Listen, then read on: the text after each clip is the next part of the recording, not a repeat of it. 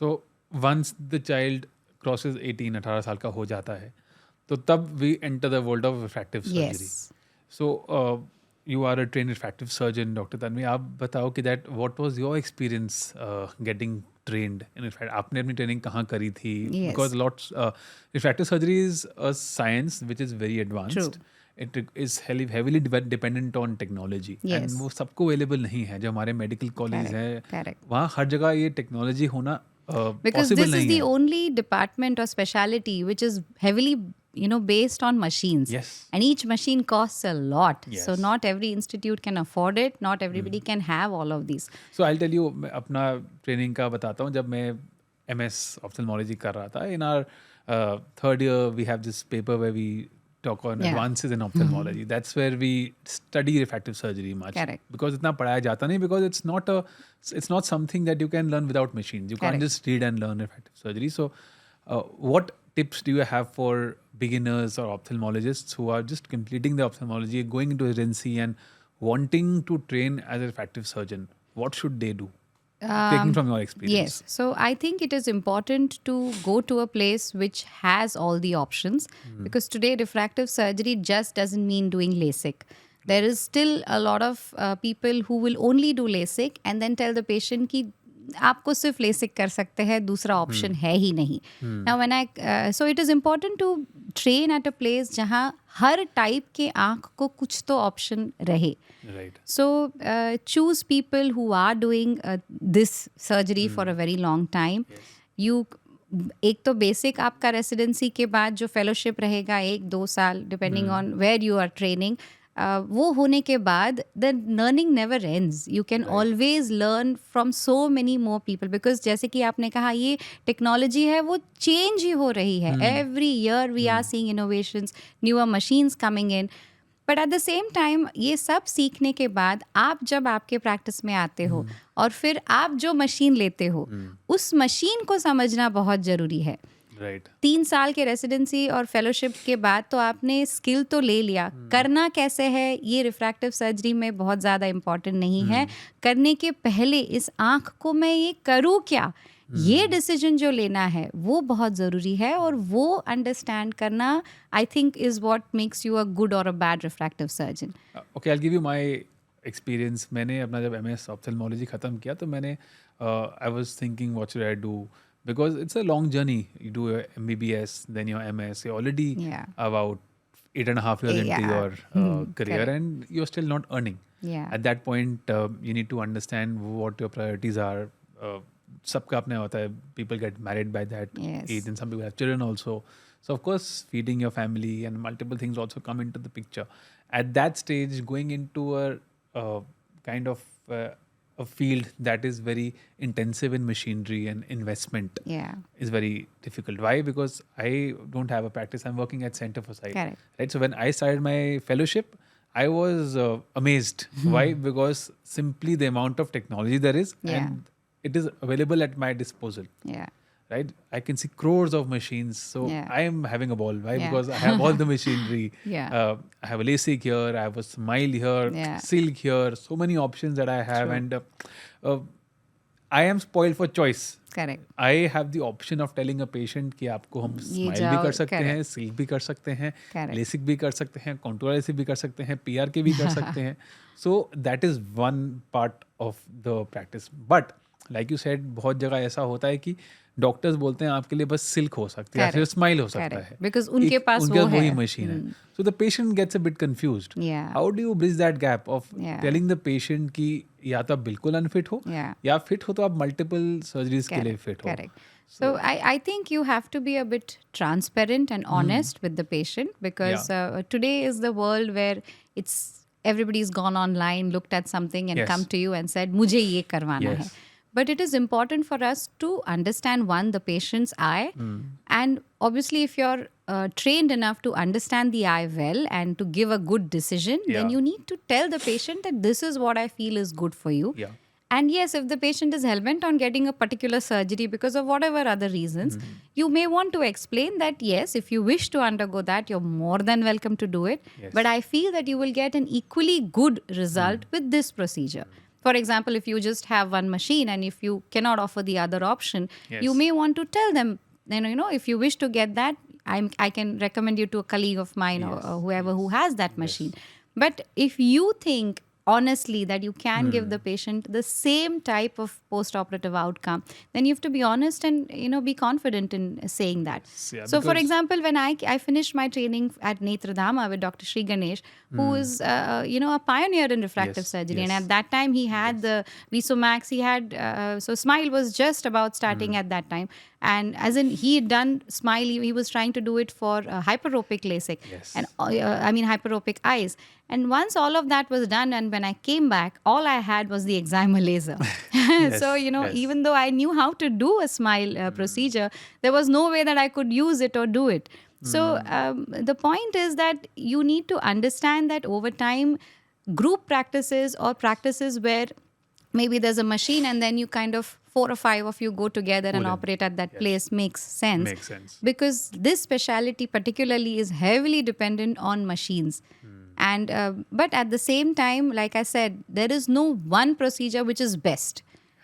You will have certain things to look at, like a pros and cons for that surgery versus that patient's need and lifestyle. And if you can give something good with the machine that you have to be confident and you have to be able to tell that to the patient. So if I walk through generations of refractive surgery, initially we had something known as an RK, Yes. right, where we used to make cuts on the cornea with a blade. So you've not seen that surgery happen. We've seen patients. I've seen that surgery happen. I mean, Happen? I've not Yes. seen that surgery happen, but I've seen a lot of those patients Yes, come in. yes, My yes. father used to do Yes. RKs. That was So- the first generation Yes. of refractive Yes. surgeons where RK was done. Yes. जब cornea पे cuts लगते थे. Yes. So I don't know how a patient would feel कि मेरी आँख में cut लगने वाला है. I So don't तब- think, Raghav, I can't believe how they can see today. There are, I understand there are RKs done for 4 cuts, fine. I'm absolutely cuts. okay with that. 8 cuts, fine. 12, fine. We've seen 28, 32, and the whole cornea has been cut. I mean, obviously at that time, the surgeon obviously felt that this works and best. then they did it. But today, when we look at those aberrated eyes, we feel bad.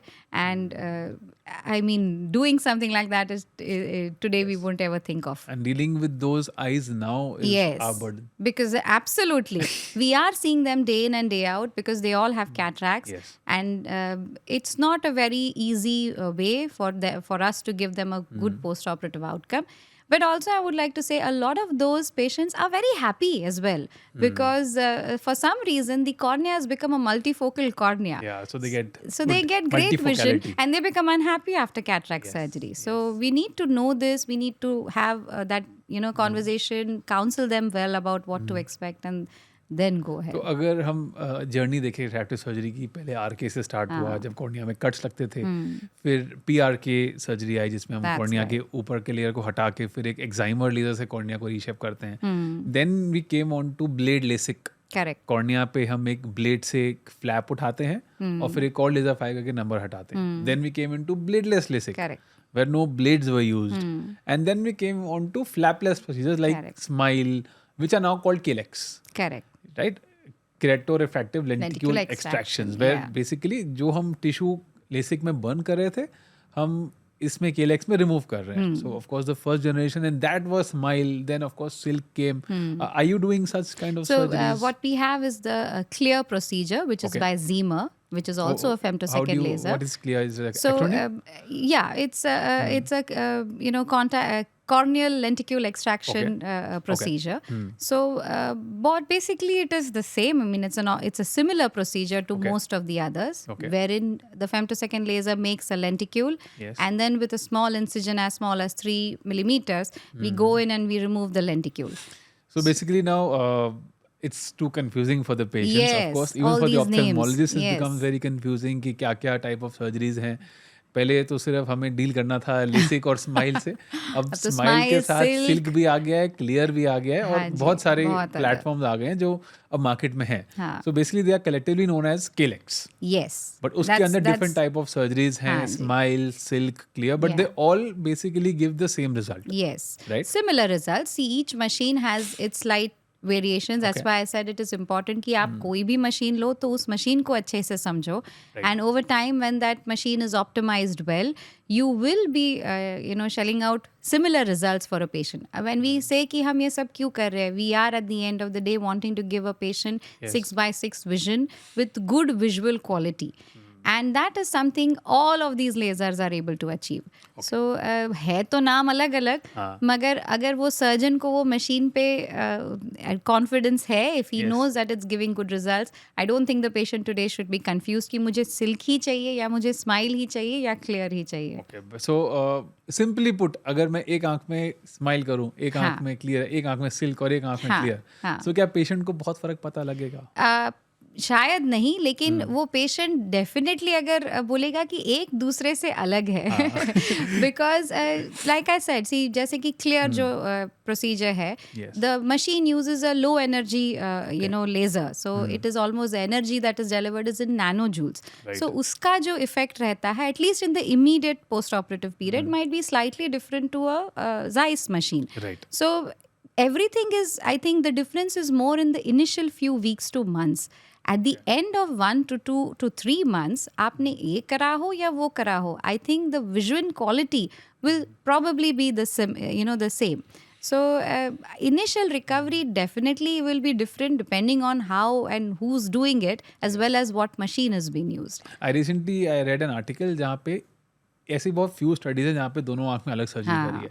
एक आँख में smile किया था, एक आँख में लिसिक किया था, ब्लेडलेस. एंड दे सॉ कि पेशेंट का प्रेफरेंस क्या है over time. So initially the results हुआ दैट जिस आंख में लेसिक हुआ है, पेशेंट्स ने उनको प्रेफर किया. But the surprising turn of events was that as time passed by, over 12 months and 24 months, the patient said कि जिस आंख में स्माइल हुआ है वो बेटर है. You know why? Because the incision was much smaller. So the dryness, the healing is much faster. Inflammation, everything is so much lesser if you compare to LASIK versus smile. So that's where I think the future is going to be a lenticule based one, because over time हमारे सब के screen use इतने बढ़ गए हैं. Our lifestyles, as you said, has become very much to the near and intermediate. So that screen use is going to induce a lot more dry eye than we expected. And especially after lockdown, हमने तो देखा है कि हर जन, every other person is saying foreign body sensation है, आँख में कोई पानी आता है. So ये जो दिक्कतें हैं वो हम लेसिक से थोड़े से बढ़ाते हैं. Very important point you made. I'll just ask one more question. If we go into that strain and foreign body sensation, dry eye is a very big problem these days. The patient, a young patient, 25 years old, working in the IT sector, working on the screen for a long duration, I think उनमें हम test कर सकते हैं जानने के लिए कि उनमें ड्राइनेस है या नहीं. Very easy one. एंड उनमें ड्राइनेस आ भी जाता है. हाँ जी. राइट, बिकॉज सिंपल सा फंडा है, हम जब किसी स्क्रीन को देखते हैं हम ब्लिंक कम करना स्टार्ट करते हैं, क्योंकि हमारा ध्यान स्क्रीन पे होता है and we don't realize we are not blinking. And if we don't blink, of course our eyes are open and then हमारे टीयर्स इवैपोरेट होते हैं. तो टीयर्स तो कम हो ही रहे हैं, बट टीयर्स की क्वालिटी भी खराब हो रही है. And that's why we have the symptoms. And in what's happening is कि वो जो टीयर्स डेफिशिएंसी कहो या that damage which is happening, जो because of that non present of the tear film, वहाँ पे वो कॉन्स्टेंटली एक डैमेज कर रही है, इन्फ्लेमेशन कर रही है, जो ओवर टाइम एक क्रॉनिक प्रॉब्लम हो जाता है. तो कितना भी आप ड्रॉप्स डालो, कितना ट्रीट करो, the minute you stop the drops, the problem starts again. So at this point I just want to tell the viewers as well that there are some few simple things you can also do which can help you detect do you have dry eye or not. So a simple thing कि आप timer लगाओ आपके phone पे and just keep your eyes open. तो पहले हम छोटे बचपन में staring game खेलते थे. I tried doing that with my son the other day. I couldn't last more than 8 seconds, and he lasted for almost a minute, which was surprising. I mean, I realized then that the strength of a tear film in children, it is so good, and we couldn't. So you can all try that. Keep it on. I mean, timer को शुरू करो, आँख को खुला रखो. If you are not able to keep your eyes open more than 7 seconds, it means you have dry eye of some sort of grade. That's something new I've learned. That actually makes sense. It has come up by so the Dew's classification. Yes, for dry eye. By Dry eye workshop. by Dr. Craig. She's the Yes. one who's kind of got this. They've studied and they've looked at a lot of eyes, and this 7 seconds blink test is what they are calling it. They've looked at it, and it's such a simple tool that you can do at home and just figure out and know whether you have dry eye. Of course, when you come to the clinic, there are so many other tests we can do to help you, detect whether it's this type or that type or whatever type of dry eye that you have. But this is something you should do, or at least play a staring game with your children. Before we sign off, Yeah. if not an ophthalmologist, what would you have been? I would have been a singer. Really? Yes. So I always thought I sang well, but only when I started learning classical Hindustani did I realize how bad I sing. But now I am training myself, and I hope that over time things will.